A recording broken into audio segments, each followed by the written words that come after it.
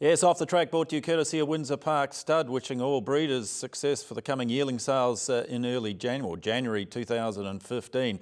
One man will be looking forward to that is our guest today, Samwilliams. And Sam, things are starting to tick along there, Little Avondale. You've got two stallions now, Carolingian and Tau K, into the new millennium. Things are going well. 2001, I think it is. You marry Katrina. Yeah, well, not a stallion, Steve, or the other sex, but certainly the boss. Yeah, look... all the chasing paid off. You finally got It did. The riding paid off. Yeah. Yeah. 2001, you see, and we might as well we'll move into it now. And one thing I asked, do you still remember that wedding waltz? Oh, do I remember the wedding waltz? Yeah, I remember the wedding waltz. It was later in the night. Yeah, because that for me, and we're going to talk about the accident, because that is one thing that always gets me with Kat, and I've interviewed her a couple of times now, etc., is that's the one thing she wants to do, or has done in her dream, is to get back and dance with you like she danced that night. You're a bit of a John Travolta, were you? Oh, you're clearly better on the floor than you were on top of the horse. I was a sportsman, not a scholar. Yeah, always good on my feet. Yeah, look, Katrina, obviously with the toy horses is what I always used to call them, and I always try to convert it to the real horse. I've managed to get a father into a racehorse or two. But yeah, it was great when Kat came along, said yes, and came to the farm, moved up to the farm. She spent 5 years riding on and off in England and in Europe. So she'd spend 6 months there, 6 months back, and I'd travel backwards and forwards. But yeah, we were actually given a year's grace, because it was actually on our honeymoon. We were paraponting off the top of the gondola down in Queenstown, and I remember I'm harnessed up to my pilot with a parachute on the ground, and you literally run off down the hill and drop off a cliff, and that's it, and then you see them drop, and then they float off over the pine trees. Katrina's in front of me, and she went running off, and my pilot said, "Your chute's not full," and she just went, and we never saw them come back up. So my pilot and 4 other pilots behind us, they quickly unclipped, went down. Here's Katrina and the pilot. They're about 60 feet down below us, hung up in pine trees, and they have just dropped off a cliff. So yeah, we were damn lucky. We were given 12 months grace. Yes. Yeah, I said I didn't know that. Yeah. See, spring of 2002, she went off to Kihiki to pick up a new truck. Am I right? Yep. She borrowed house on a borrowed mount, wasn't even her horse. Yep. Had the fall. Yep. You remember the phone call? I do. I was eating 3 eggs, bacon, sausages and mushrooms, just cooked it, and had my first mouthful, and I received the phone call.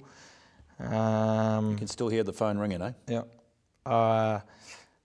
Shot straight down to the old man's. Mum was there, and we just tried to work out how the heck we could quickly get up there. And obviously at that stage, you know, you're always going, "Oh, she'll be right, she'll be right." Yeah, it's just a temporary thing. Yeah. But then when we arrived in the hospital, we realised straight away. There was no hope, because my understanding reading through that was the indication that perhaps it could be all right, might come right. It was sort of 3 or 4 months before the realisation was. But yeah, look, no. I arrived there, and there was obviously some support crew already there in the hospital, and I remember I was shuffled across into another room with the head doctor there in Hamilton, and he literally put it in black and white there and then. Yeah. So she went down to Burwood? Yep, we flew down to Burwood. She was down there for 3 months. And I'd spend 5 days down there during the week, come home for Sunday and Mondays, and then shoot back down there and be with Kat. And it was, obviously it happened in November, so we're building up to the yearling sales, and the crew at home did a fantastic job that year. And I'm back up at Karaka, and Madam being Madam, discharged herself out of Burwood. She shouldn't have. Physically she wasn't up to it, and she arrived at Karaka, all 49 kilos of her at the time. Incredible, Will, eh? The power. I mean, every wife is probably looking at their husband now, because you'd only been married, 12 months? I know you've known each other a long time, 12 months, but you didn't buy into this. I mean, when you got married, able body, everything else. I mean, was there ever the thought that, hey, things aren't working out, you know, or was... The difference? For better or worse? Yeah, look, no, the answer is no. Yeah. Because Katrina was still the same person. Yeah. A head injury and a spinal injury are two completely different things. And close up, I have seen a couple of very good friends have head injuries, and have been very close to those situations. So with Kat, look, she's never changed. Yeah. If I do something wrong, I certainly get told off, and if I do something right, I get praised for it. So every woman's saying how great you are, and I think you are the great support that has been. Because apart from the emotion, because it's not only her physical, it's the impact on you. The whole house had to change. Everything had to change when you got back. Yep. Yeah. Steve, the best thing that has happened for Katrina and I after the accident, and it's like anyone that has any tragedy in their life, is your friends. And our friends, it's been a very strong network of friends that supported us and that got us through that initial stage. And I think even to this day, the breeding industry has been very, very supportive of Katrina and myself. And Catwalk, not just as friends, but financially. Yeah, I want to talk about that, because you went to San Diego for a special walk initially, and then the realisation was when she came back, they were doing a fundraise, which I got involved in. Initially, though, was to raise money for her, but then the realisation was we can make this bigger. Yeah, and that was her. A couple of girlfriends wanted to do a fundraiser for her, and she said, no, let's do this for the wider cause. Research. Yep, for spinal cord research. And so Catwalk evolved and was launched here at Ellerslie. And on the night, I'm pretty sure it was about 473,000. I did the auction. Yeah, I remember you auctioning off a stuffed toy. That's right. It was a stuffed horse. And you sold it more than what we just sold the weanlings at the weanling sale for. I remember saying about that horse. I said, geez, have you got anybody protect these things, because we don't want it to fall flat. And when it made $800, I thought there's $900. I said, there's no need to worry. Everything was going to go sweet. I mean, it changed your life, obviously, but it's absolutely allowed you to do things like you've New York Marathon. Yeah. Yeah, Himalayan crosses. Yeah, I mean, it's taken you places you wouldn't have been. I mean, ironically, in a funny, peculiar way, it's actually opened the door to other things that you wouldn't have experienced. Yep. Interesting. Katrina and I were actually looking at winding down her eventing team, and she was going to focus purely on her love for riding horses, which was show jumping, and she was damn good at it. She went to badminton and the Europeans and finished 14th on both occasions. But she went to the World Cup finals for show jumping. That's what she really loved. So we were looking at winding that down, and then she came. Obviously, the injury, but she's not someone to sit in front of TV or read books.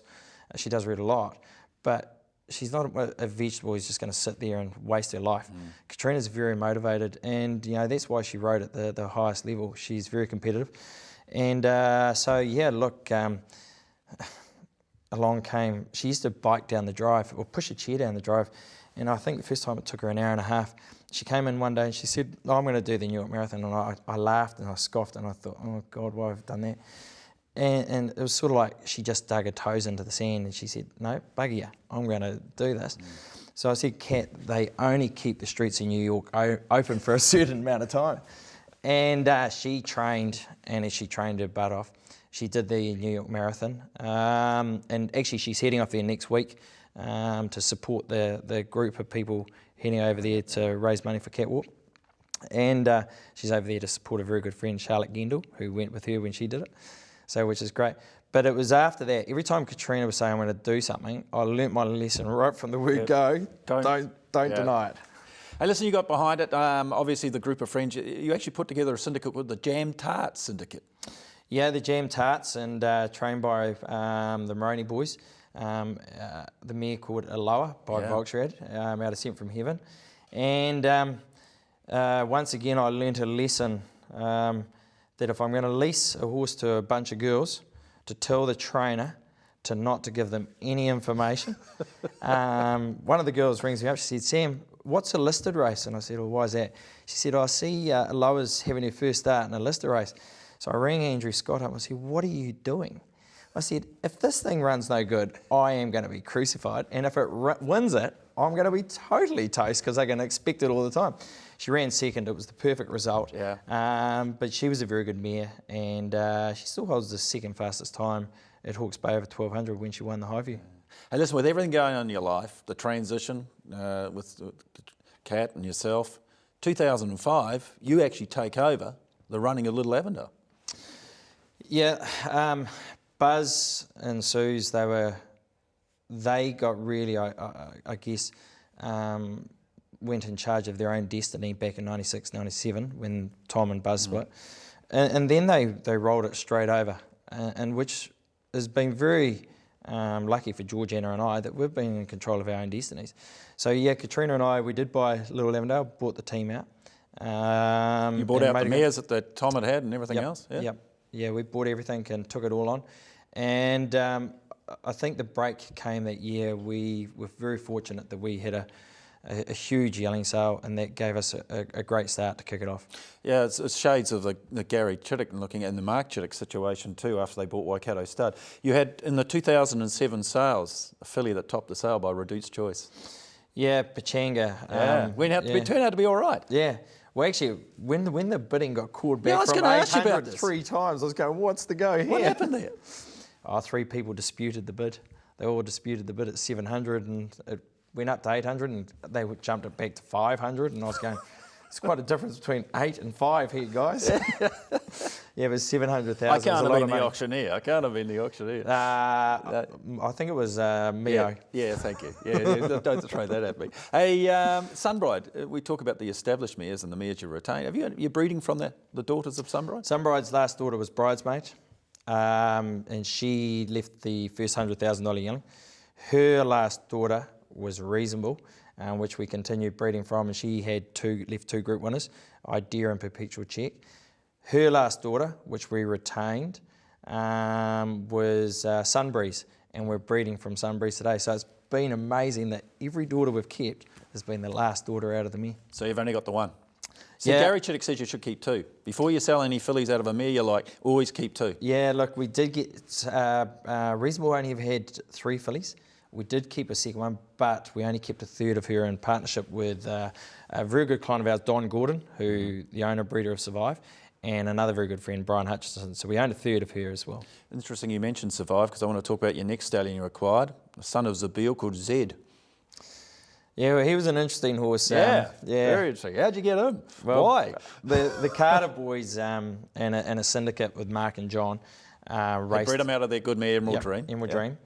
And he'd hurt himself and retired. And he won a race. Yeah, he did. He was installed the early favourite for the Derby after he won that, and broke down in the Waikato Guineas.